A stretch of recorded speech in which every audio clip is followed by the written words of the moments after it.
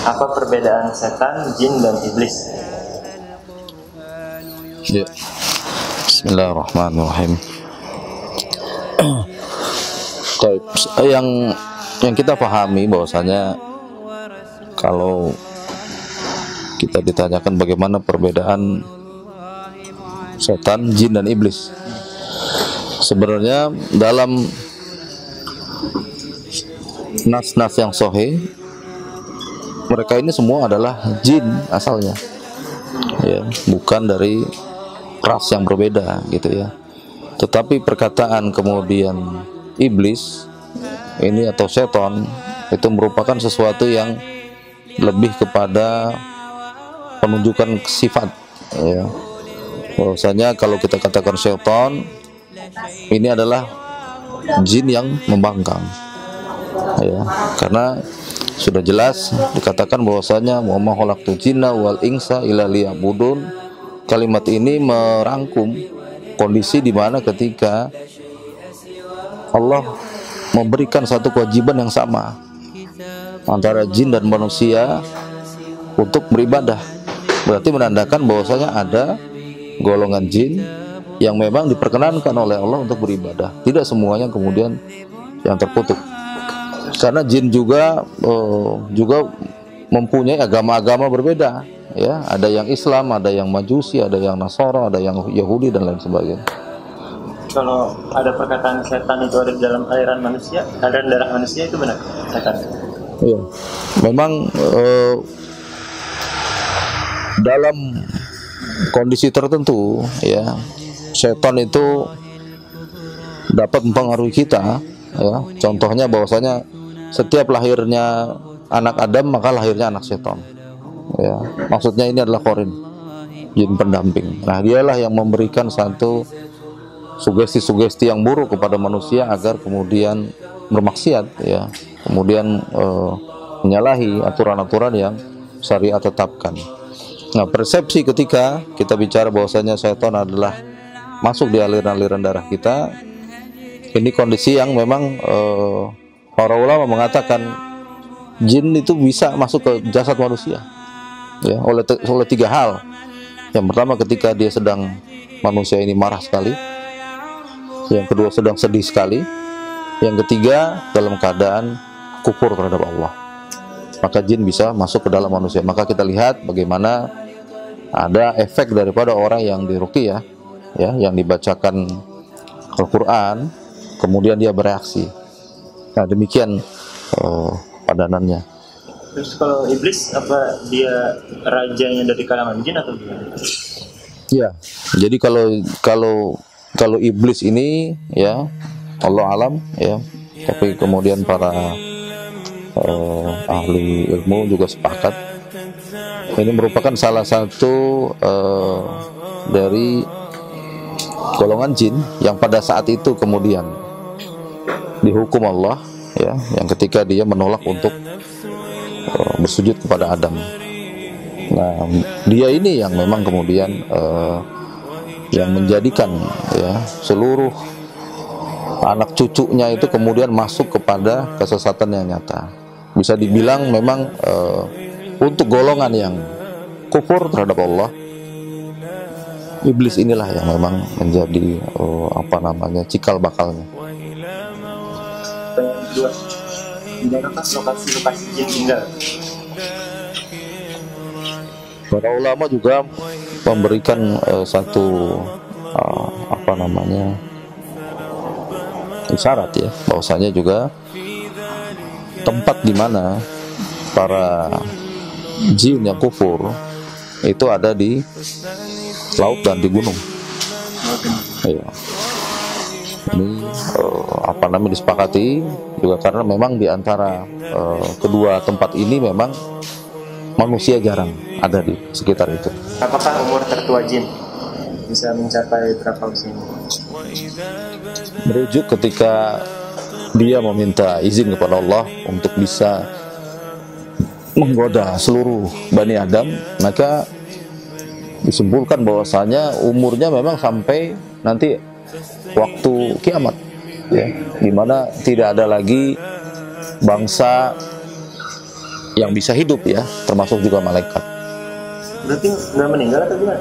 Sebagian dari mereka ya, tapi untuk iblis itu sampai nanti hari ditangguhkan berakhir.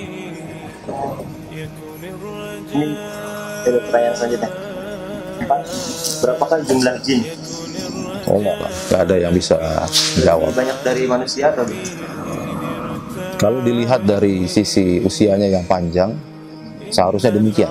Tapi kita kan tidak ada dalil yang kuat ya untuk memberikan satu statement bagaimana apakah dengan usianya yang panjang kemudian populasinya juga besar, kita nggak tahu.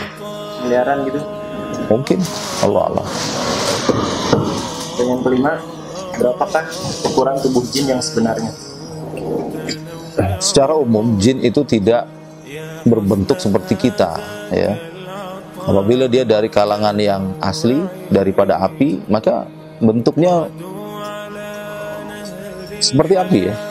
Nggak bisa kita katakan berapa besarnya, karena dari sekecil itu pun misalnya sebesar jari dia bisa menjadi besar karena kemampuan yang dia miliki gitu ya. Bukan patokannya kemudian besarnya dan lain sebagainya. Tapi tapi dalam kondisi tertentu jin pun bisa menjadi sangat besar. Tapi ada ukuran aslinya nggak? Karena saya pernah dengar katanya cuma kecil lah ukuran aslinya, tapi dia bisa berubah. Apa benar? Saya pun belum mempelajarinya sampai ke situ ya. Bagaimana ukuran aslinya dan lain sebagainya. Mungkin nanti ahli ilmu yang bisa menjawab. Pertanyaan ke-6, apakah jin punya kehidupan seperti manusia? Iya. Dalam banyak nas bahwasanya jin juga mempunyai anak, ya, mempunyai cucu, ya, mempunyai keluarga, mempunyai kabilah tertentu, ya, dan kehidupannya mirip seperti manusia.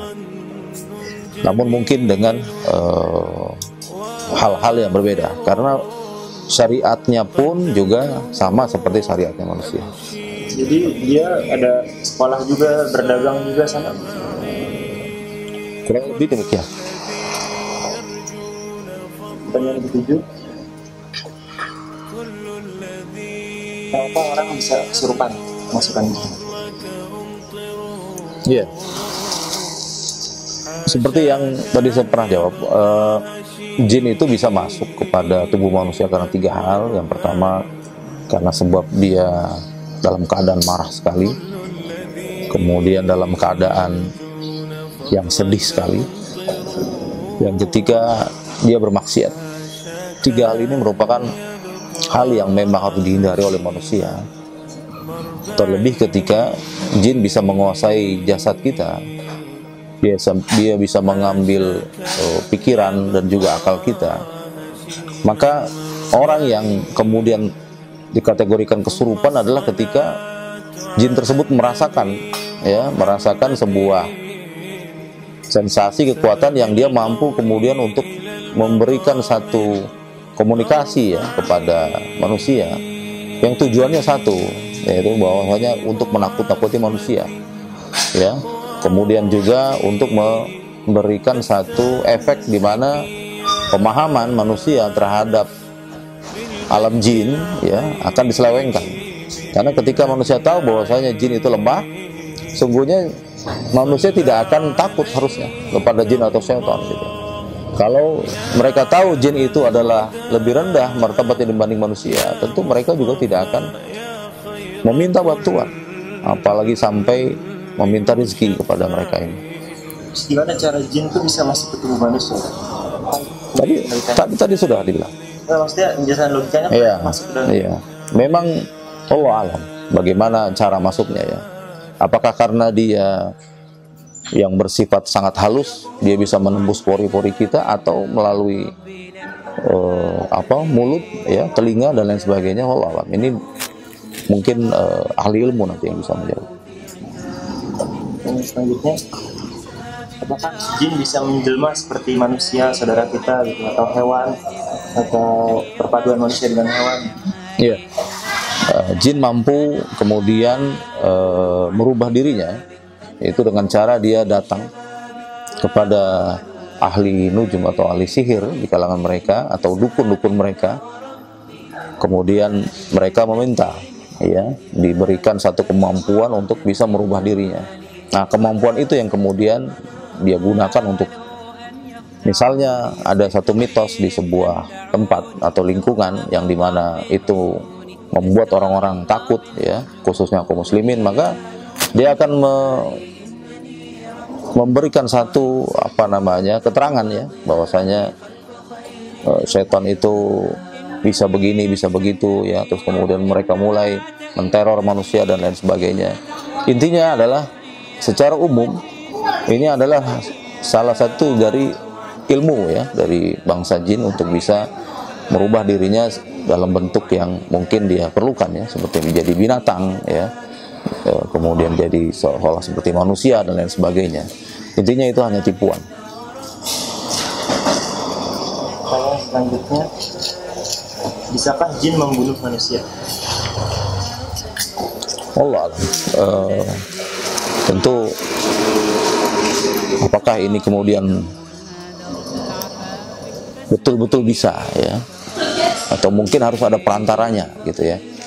Nah, ini memang yang harus dilihat dan juga dijawab lebih jauh lagi, karena memang dalam kondisi tertentu sebenarnya kemampuan mereka itu lebih kepada membawa manusia kepada satu konsep pemikiran, ya. Ketika dia melihat secara visual, ya, manusia bahwasanya perawakannya yang besar dan lain sebagainya, tentu ini manusia akan melihat itu akan sangat membahayakan, gitu ya. Tapi kemudian langsung bisa membunuh, ya. Memang banyak sekali satu kejadian-kejadian yang dimana ketika interaksi jin dan manusia, kemudian katanya ada yang terbunuh dan lain sebagainya. Cuman saya jawab kemungkinan bisa, tetapi Allah. Seperti santet. Ya, contohnya demikian. Pertanyaan selanjutnya, apakah manusia bisa mati atau gila jika ketika kesurupan didiamkan? Iya, saya menganalisa, ya, dalam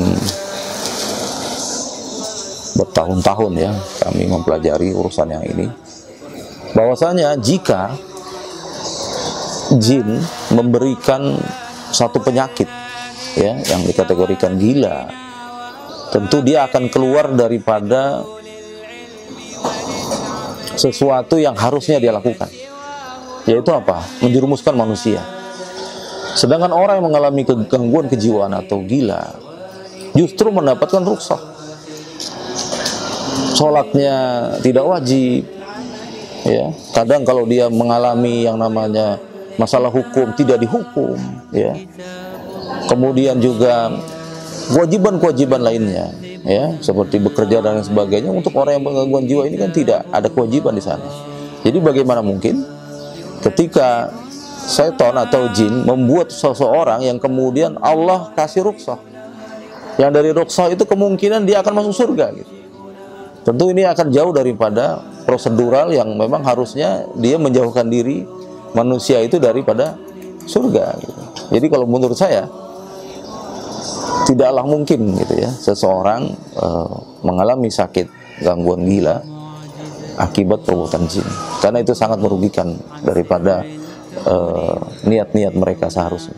Nah, kalau tadi kesurupan didiamkan lalu jadi mati, misalnya dari kesurupan, apabila kemudian mengganggu, ya, fungsi-fungsi saraf, ya, sampai akhirnya kemudian kejang, kemudian juga terjadi masalah di pembuluh otak, memungkinkan, iya.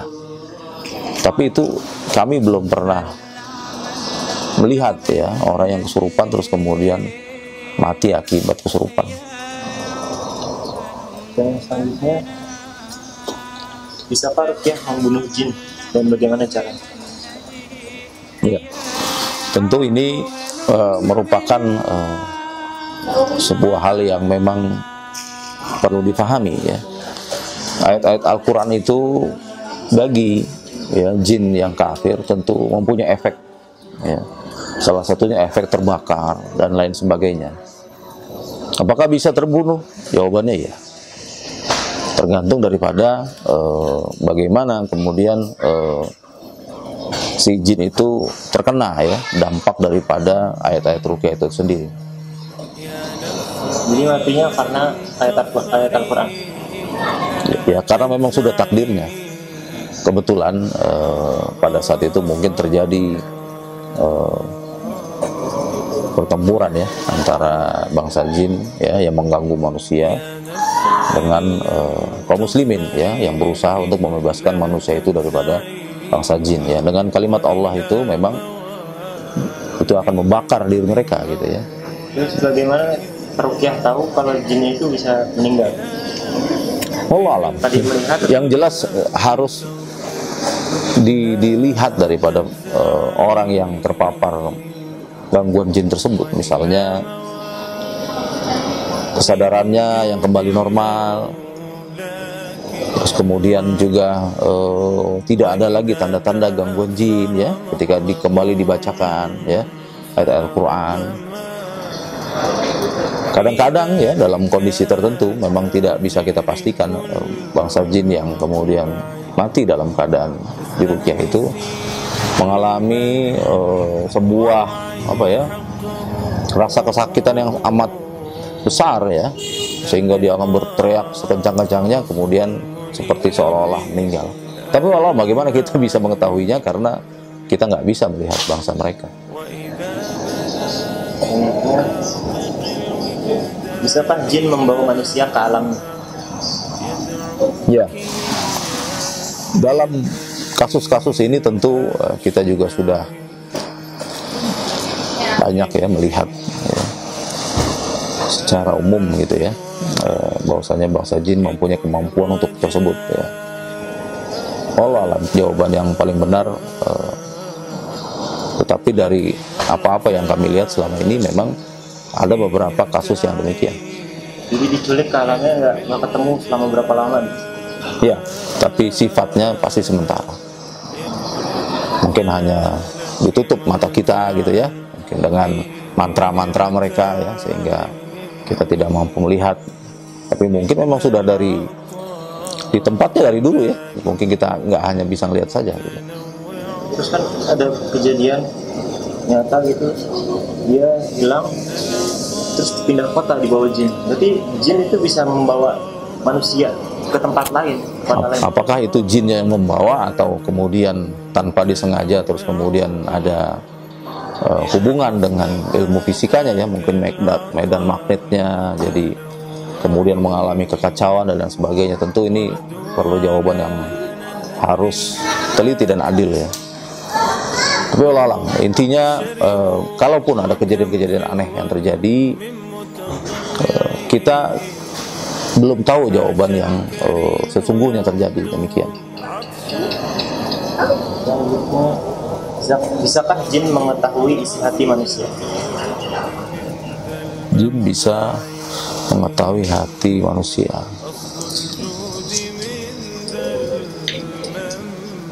Seharusnya tidak ya, karena memang kemampuan mereka hanya menggoda. Dia memberikan satu arahan yang kemudian tidak seperti yang seharusnya gitu ya. Untuk mengetahui isi manusia tentu perlu sesuatu yang besar ya, perlu kemampuan-kemampuan yang sangat luar biasa gitu ya. Sepertinya itu hanya dimiliki oleh Allah dan juga para malaikat yang memang ditunjuk oleh Allah dan diberi kemudahan oleh Allah untuk demikian. Selanjutnya kan ada istilah repepan. Ketika repepan, apa benar tubuh manusia ditindih oleh jin? Sebenarnya repepan ini bagian daripada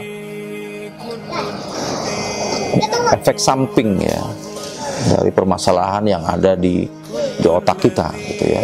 Ketika jin memasuki daerah otak gitu ya, kemudian dia mengacaukan ya fungsi-fungsi saraf yang terjadi, maka salah satu efeknya yang kita lihat adalah seperti seolah-olah kita terhimpit sesuatu atau reprepan gitu ya. Padahal dalam kenyataannya tidak demikian. Kenyataannya? Ada masalah di otak kita, kemudian di bagian perasaan kita ya, kemudian kita akhirnya mengalami seperti delusi ya, seolah-olah kita sedang terhimpit dan lain sebagainya. Dalam keadaan nyatanya nggak ada apa-apa. Jadi tidak benar ditinjau. Hanya mungkin padanan katanya aja ya. Efeknya seperti orang sesak, iya. Tapi bukan berarti itu kita benarkan bahwasanya ada jin yang menindih manusia gitu. Karena dengan jasadnya yang sangat halus, tentu seharusnya dia tidak bisa. Dia akan melewati badan kita, melewati pori-pori kita kan gitu. Jadi tidak mungkin kemudian dia bisa berubah jadi benda padat gitu ya. Kalau jelas ada benda padatnya, tentu kita bisa sentuh, kita bisa raba, kita bisa rasakan kan. Itu jawaban yang lebih adil. Demikian. Selanjutnya, apa benar iblis dahulunya adalah makhluk yang paling taat, berilmu dan salah? Ya, dalam banyak riwayat demikian. Bahwasanya iblis ini termasuk juga dari ras ya, ciptaan Allah yang memang alhamdulillah taat beribadah ya. Tetapi mungkin karena sifat ya yang sudah ditetapkan oleh Allah bahwasanya makhluk itu tidak ada yang sempurna, sehingga mungkin yang menjadi masalah atau isu besar daripada iblis ini adalah egonya ya, dan juga sifatnya yang memang cenderung untuk tidak menerima begitu saja ya sebuah hal yang ditetapkan. Sama seperti manusia ketika diberikan pilihan ya, tapi mungkin pada saat itu memang Allah takdirkan dan juga sudah ditetapkan ya bahwasanya lawan daripada manusia adalah iblis ini. Selanjutnya, apakah jin berkata benar ketika memasuki tubuh manusia? Ya, kalau saya ngomong apakah itu benar? Tentu kita harus bisa melihatnya daripada sisi jin itu sendiri ya. Ketika seorang jin masuk kepada jasad manusia dengan maksud kemudian ingin membuat manusia ini menjadi sebuah media ya, tentu sudah niatnya sudah jelek ya. Ini termasuk maksiat yang besar ya, ketika dia mengganggu makhluk lain dan menzalimi makhluk lain. Para ulama mengatakan kita tidak boleh mendengarkan ya apa-apa yang setan atau jin kemudian katakan, kecuali pada hal-hal tertentu saja. Misalnya di mana buhulnya berada gitu ya, apa yang kemudian ditanam di sana. Nah, ketika dia menjawab, kita periksa sifatnya gitu ya. Apabila benar memang ada, itu keterangan yang bisa dikategorikan jujur gitu ya. Tapi kalau semua perkataannya seperti misalnya kita dibuat oleh tetangga si fulan, kita dibuat oleh saudara si fulan, kita melakukan ini karena begini, nah ini kita harus hati-hati, karena itu bisa jadi adalah adu domba. Selanjutnya,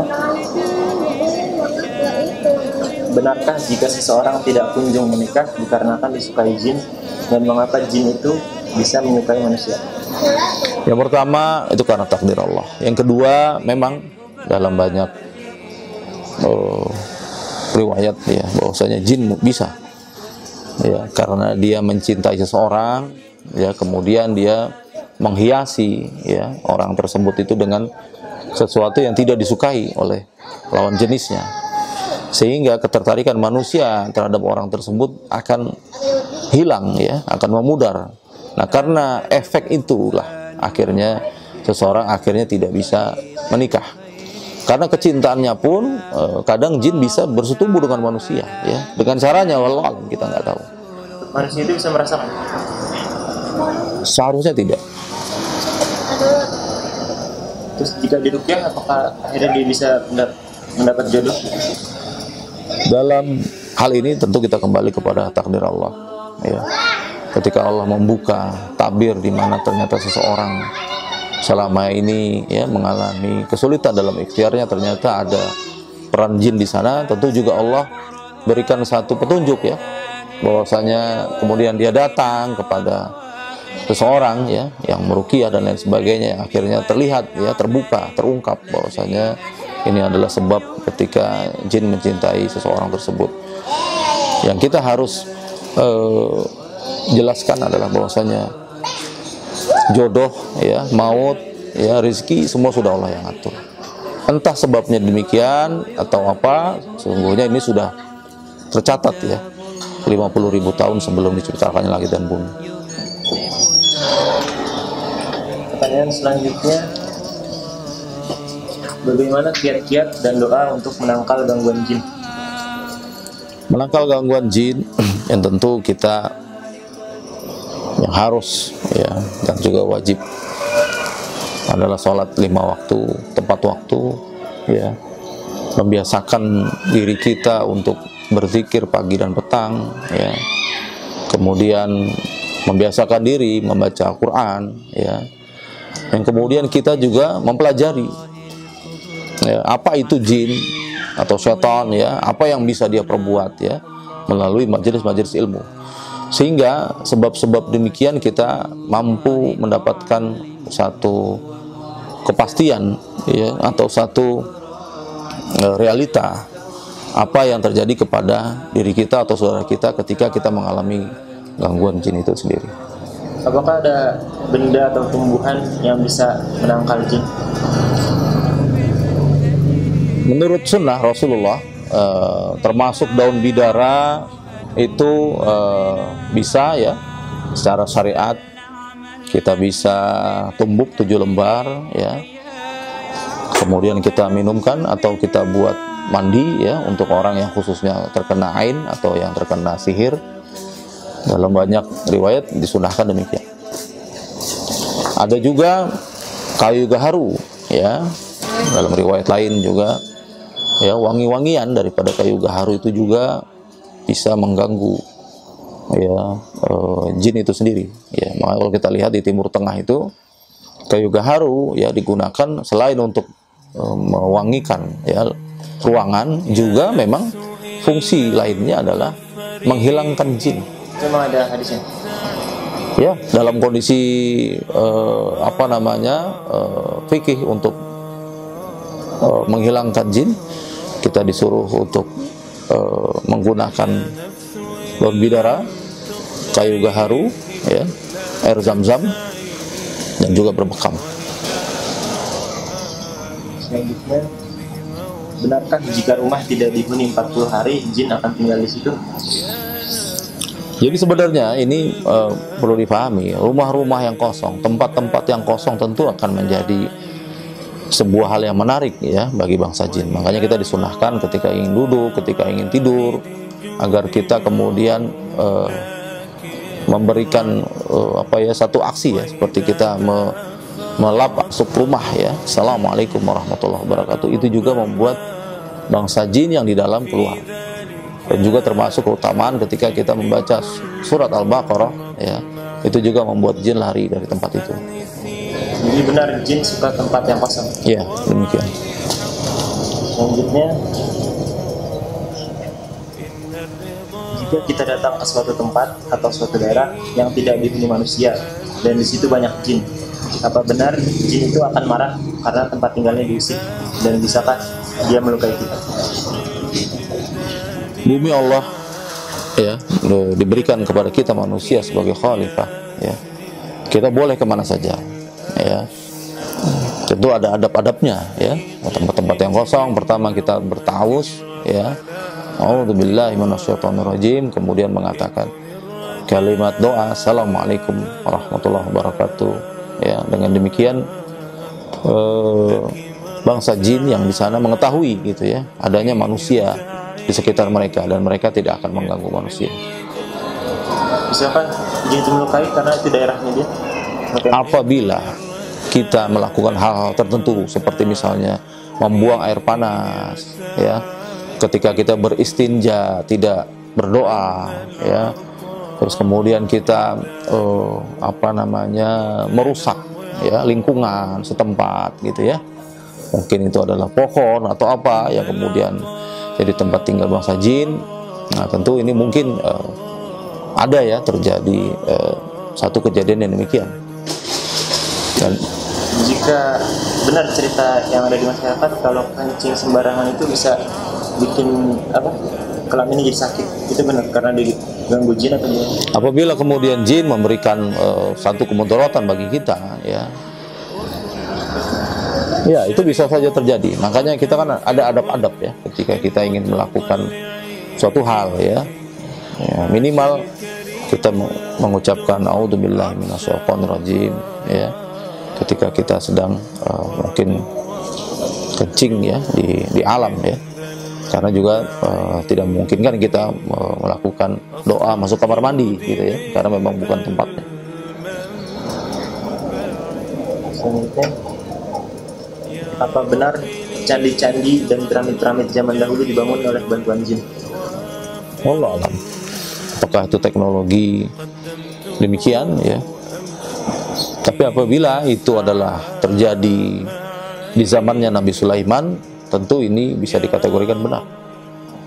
Tapi bila ini terjadi bukan di zaman Sulaiman, yang dimana bangsa jin ya dan juga angin ya, air dan lain sebagainya bisa menuruti ya apa yang diperintahkan oleh Nabi Allah Sulaiman, tentu kita harus melihatnya dari sudut pandang yang kritis ya. Apabila ini tidak terjadi pada zaman Sulaiman, di zaman-zaman yang lain tentu kita harus melihatnya apakah betul ya ada nas-nas yang kuat yang mengatakan bahwasanya ini diciptakan oleh bukan manusia.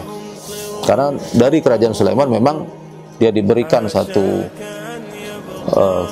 kelebihan, yaitu bahwasanya kerajaannya itu tidak pernah ada di masa sebelumnya dan tidak ada pernah di masa selanjutnya setelah Nabi Sulaiman.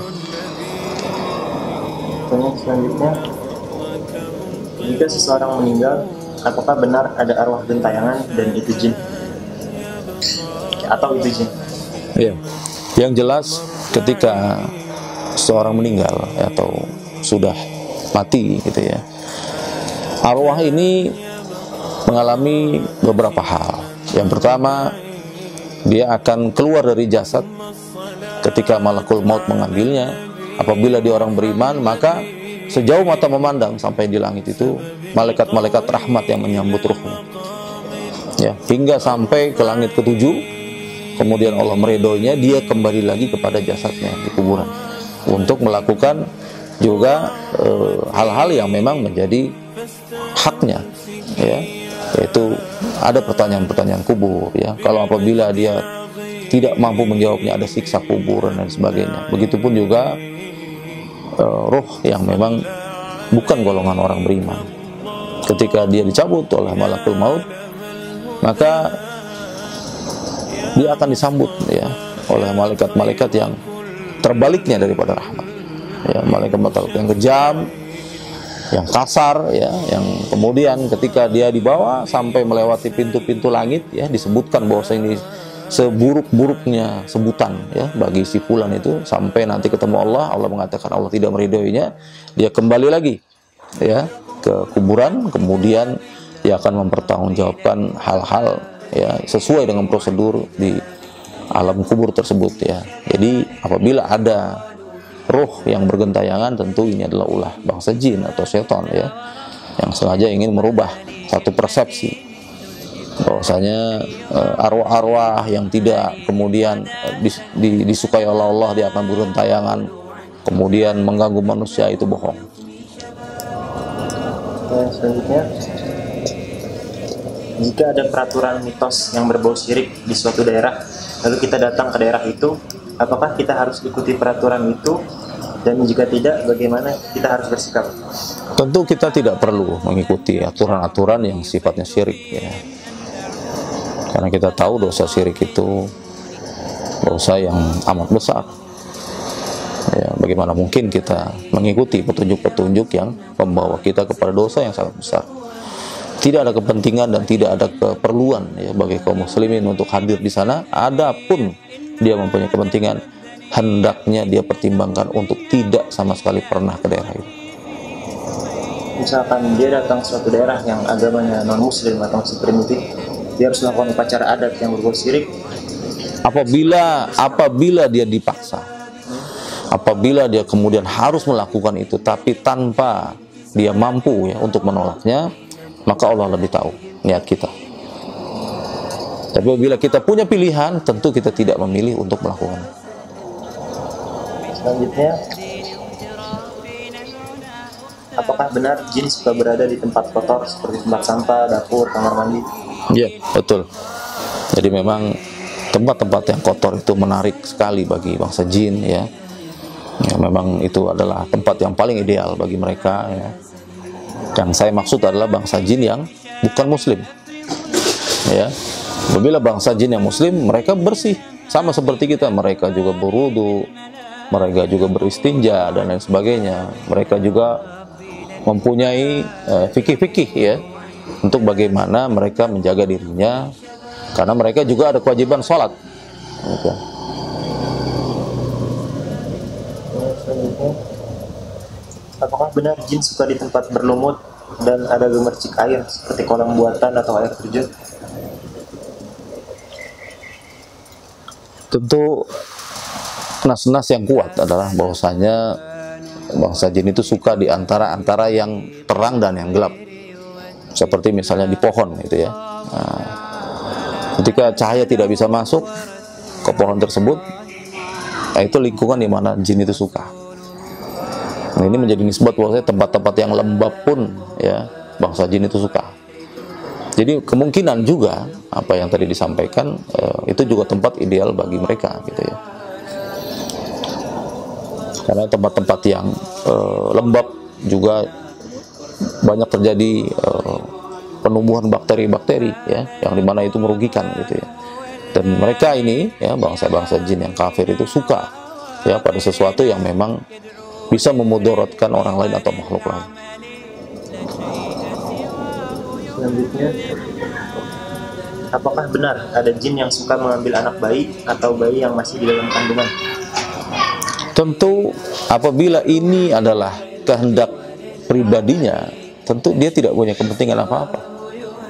Biasanya itu adalah sebuah kesepakatan dengan manusia yang ingin mengambil ya, menzolimi ya manusia lain dengan cara demikian, sehingga perbuatan itu kemudian dia mau lakukan.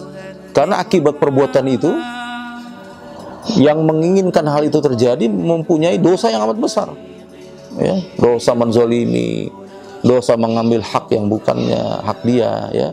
Terus kemudian juga mencederai, ya, jabang bayi yang ada. Tentu jin punya kemampuan demikian. Tapi apabila dia menginginkan itu sendiri, ini tidak ada urgensi yang bisa dikategorikan mereka memang biasa melakukan itu. Tidak gitu.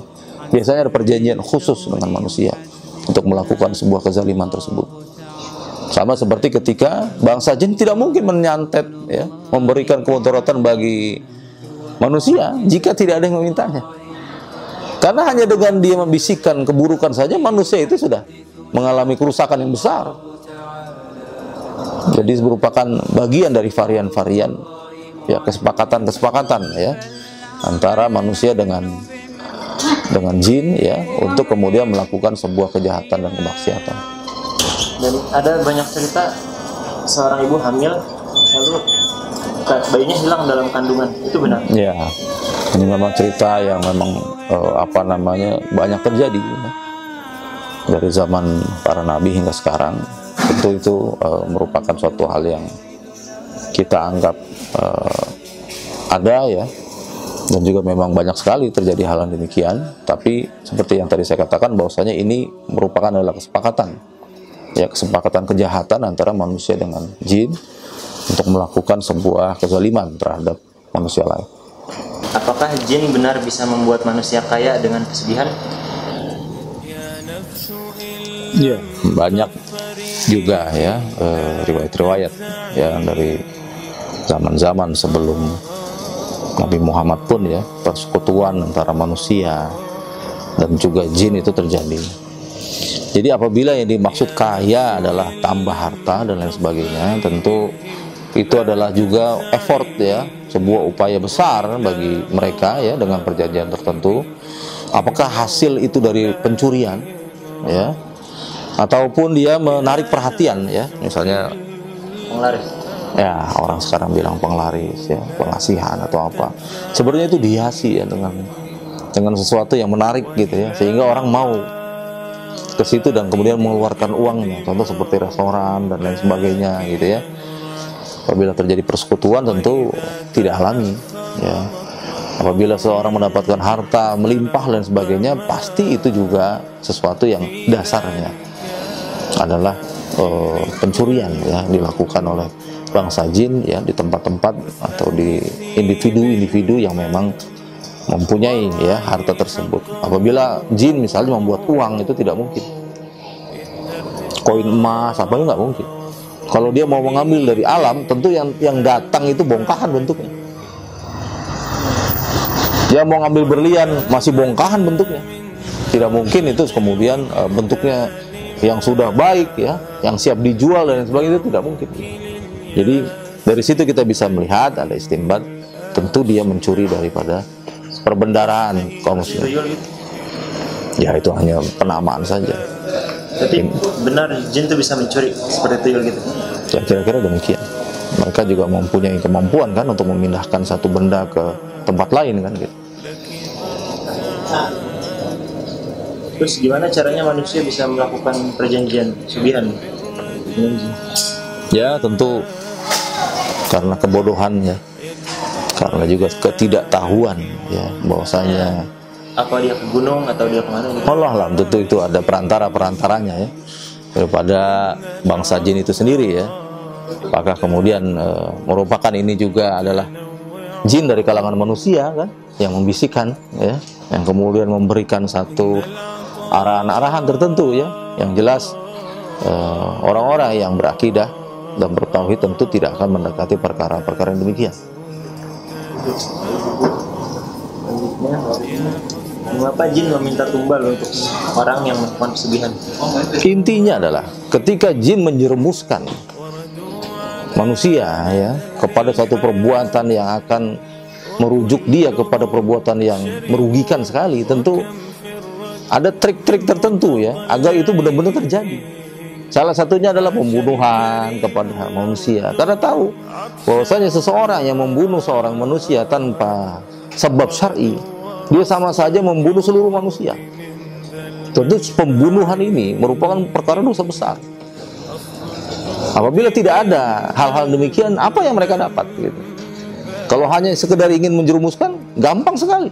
Dijerumuskan untuk tidak sholat, dijerumuskan untuk tidak melakukan perbuatan-perbuatan amar ma'ruf, kan demikian gitu. Tapi kalau mau membuat manusia lebih ya, sampai dia merasakan ya secara psikologi kerugian yang besar hingga dahsyat, maka tentu ada ritual-ritual tertentu ya, seperti membunuh orang lain, berzina dengan istri orang lain, kan gitu ya. Ini sebenarnya hanya aturan-aturan yang dibuat jin untuk lebih menyengsarakan manusia yang bersekutu dengan dia. Apakah jin bisa mengelabui mata manusia seperti menyesatkan jalan di hutan dan di gunung? Ya, tentu itu perkara mudah ya.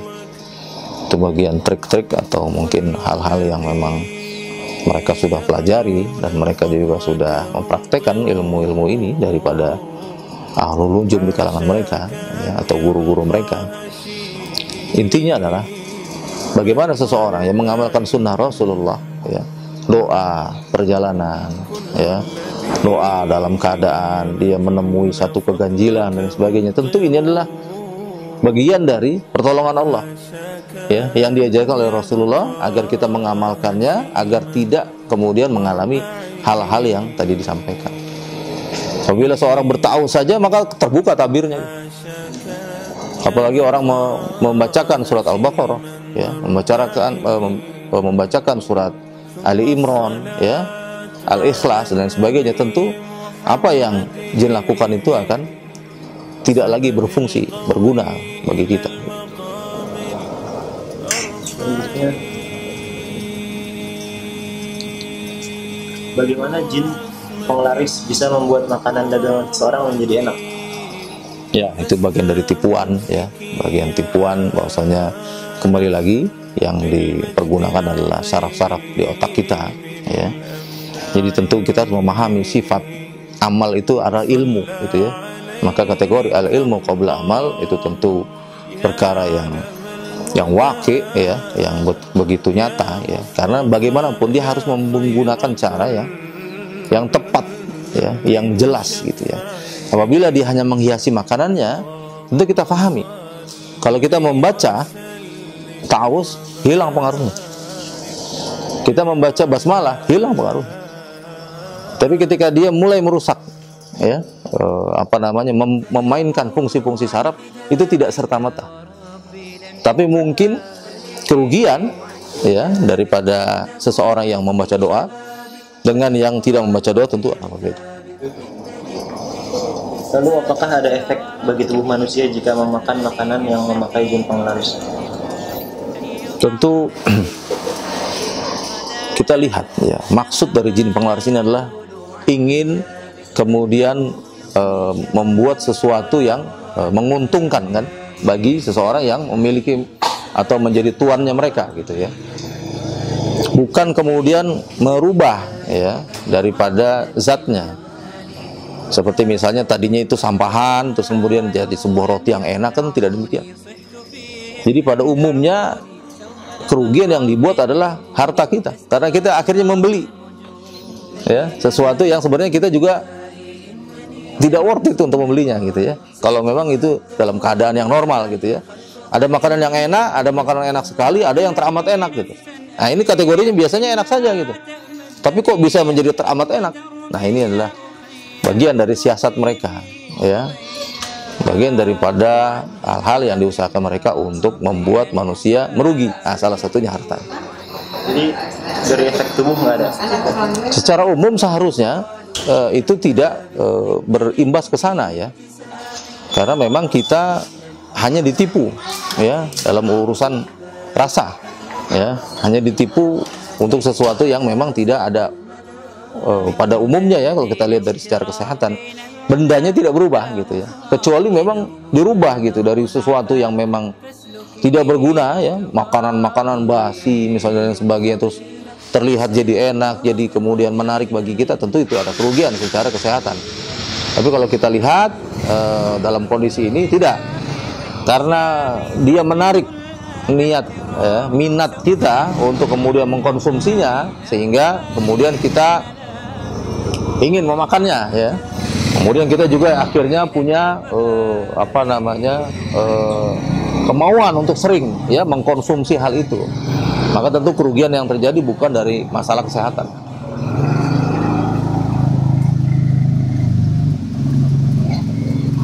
Apakah benar ada korin jin baik pendamping yang menjaga manusia? Korin itu adalah jin buruk. Buruk. Ya.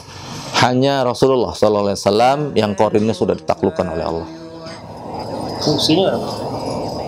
Jin itu pendamping manusia. Jin pendamping manusia itu dimaksudkan adalah yang setiap anak Adam itu mempunyai pendamping yang buruk, ya, yang selalu mengarahkan kita kepada sesuatu yang asasnya itu melanggar syariat. Tidak sholat, tidak mau melakukan perbuatan baik, segala sesuatu yang baik, apalagi yang memang diajarkan oleh syariat, maka jin ini, ya, korin ini, fungsinya adalah untuk apa? Mengelabui manusia untuk tidak melakukan itu. Diberikanlah kemalasan, diberikanlah ketakutan, diberikanlah sesuatu yang menyebabkan manusia enggan melakukannya, gitu. Dia ikut kemana-mana kita pergi. Ya. Itu yang disebut jin pendamping, demikian. Ada bersama kita kemana-mana. Dari lahir. Dari semenjak lahir. Dan yang hanya ditaklukkan hanya Rasulullah Sallallahu Alaihi Wasallam. Ujian gitu. Betul.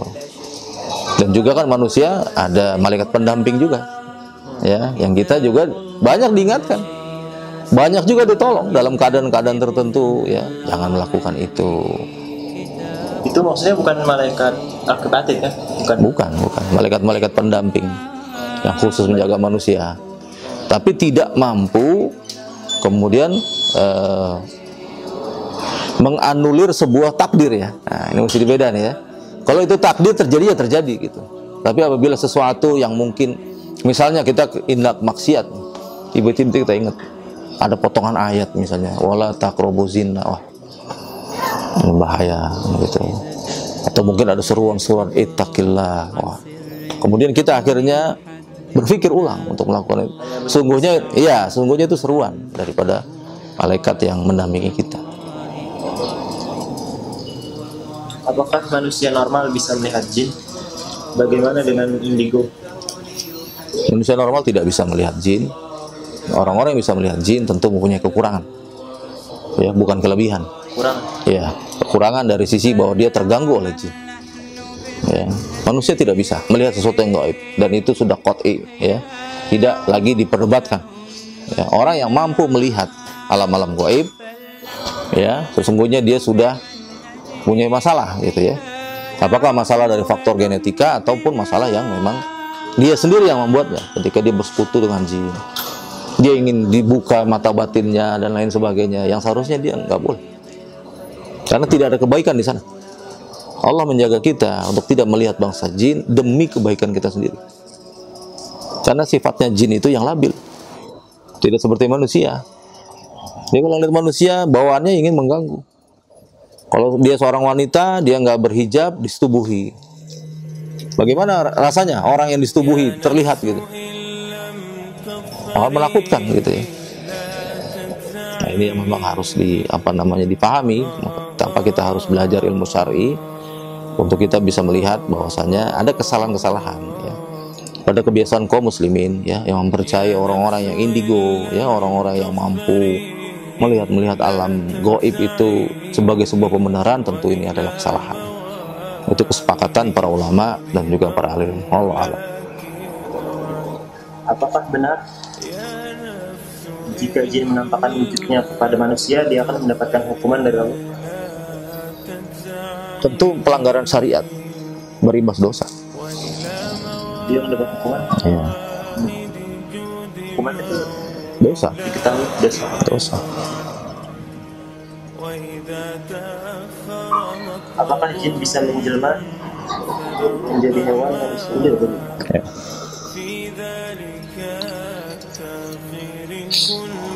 Apakah jin ikut makan makanan manusia yang tidak membaca doa? Bagaimana penjelasannya? Betul. Jadi banyak riwayat, ya, ketika kita ingin makan, ingin minum, kita disunahkan untuk membaca bismillah. Selain kemudian itu akan bermanfaat bagi tubuh kita, bacaan ini pun mengandung keberkahan, ya. Jadi sebagian dari unsur-unsur makanan atau minuman tadi yang kemungkinan ada sifat yang membahayakan itu oleh Allah redam, ya.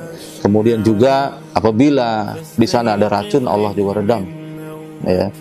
Nah, bagi kaum muslimin yang tidak menjalankan sunnah yang mulia ini tentu akan merugi, ya, karena ada riwayat lain bahwasanya jin itu akan masuk, ya, ke rumah manusia apabila yang rumah itu tidak dibacakan, atau ketika seseorang masuk tidak mengucapkan salam, maka jin itu masuk.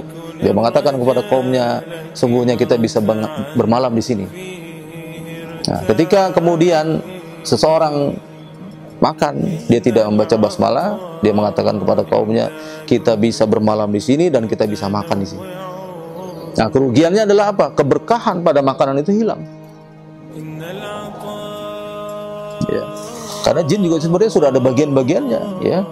Salah satunya ketika kita ada sisa-sisa makanan, ya, bentuknya tulang gitu, ya. Maka apabila ini ditemui oleh bangsa jin, kemudian jin mengucapkan basmalah, maka akan tampak dagingnya, ya. Dan itu bagi bangsa jin demikian adabnya, gitu. Nah, ini adalah suatu hal, ya, atau rezeki bagi mereka yang Allah sudah tetapkan demikian, gitu. Ini cukup pertanyaannya. Bisa. Kalau ada mau penutupan, pesan. Iya. Ayo ikhwah, azani Allah wa yakum. Ingatlah bahwasanya manusia dan jin itu adalah makhluk Allah yang sejatinya kita sama-sama, ya, disuruh, ya, atau dianjurkan untuk beribadah, ya. Maka kalimat wa ma khalaqul jinna wal insa illa liya'budun ini adalah sesuatu asas, ya, bagi bangsa manusia dan bangsa jin, mempunyai kewajiban yang sama, ya, mempunyai hak yang sama dalam hidup, dan kita dilarang untuk meminta, ya, memohon kepada bangsa jin untuk melakukan sesuatu yang sifatnya itu adalah pelanggaran syariat. Karena yakinlah bahwasanya rezeki itu datangnya dari Allah, dan Allah Maha mengetahui bagaimana cara rizki itu sampai kepada kita. Maka tetaplah kita roja kepada Allah, tetaplah kita khauf ya kepada diri kita terhadap sesuatu yang bisa berdampak maksiat, dan janganlah bahwasanya anak-anak manusia, anak-anak Adam ya kemudian melanggar syariat, karena itu tentu akan berdampak buruk bagi kita semua. Ila liqa masalah. Assalamualaikum warahmatullahi wabarakatuh.